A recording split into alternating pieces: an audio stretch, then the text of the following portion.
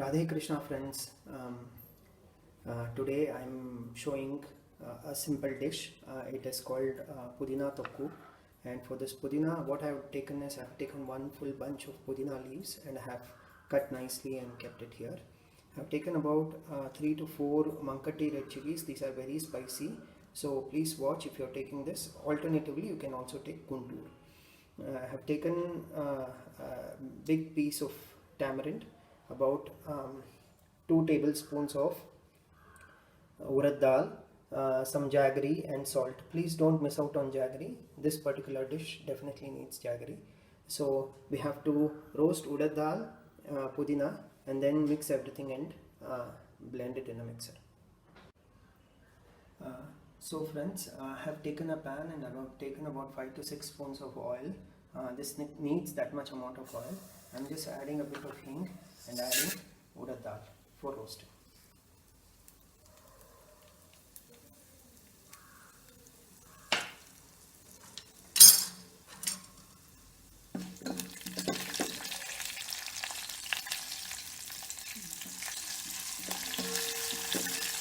So I'm roasting this on a very low flame.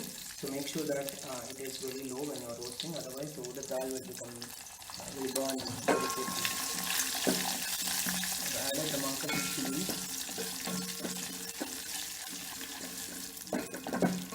This is a very aromatic dish, and you can also store this away.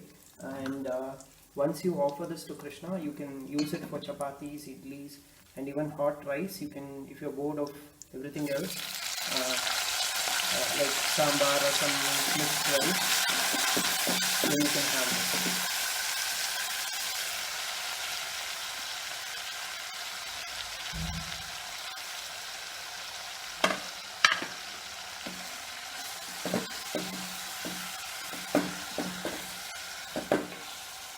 Now I am just raising the flame so that the pudina leaves get sauteed very nicely.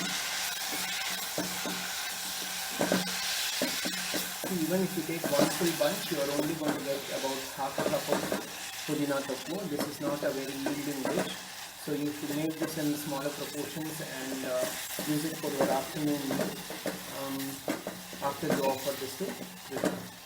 So now at this point I am also adding a bit of turmeric so that the pudina leaves will retain their color and will be deep dark green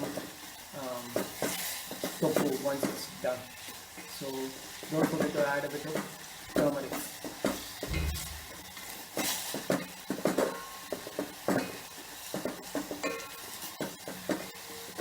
So now once all the moisture from pudina leaves is dried up, it is ready to blend along with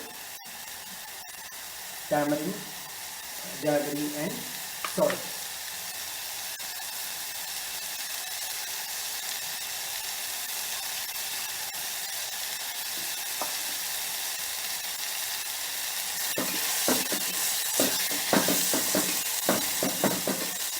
As you can see, it is getting dried up and all that is remaining is just the oil. So that's how you want it. Now I am going to turn off the stove. And now once this cools down, we are going to blend it. So as you can see, now I have transferred the sorted ingredients, salt, jaggery and tamarind, everything together. And please do not compromise on the amount of oil I mentioned. I think I said 8 to 10 spoons of oil.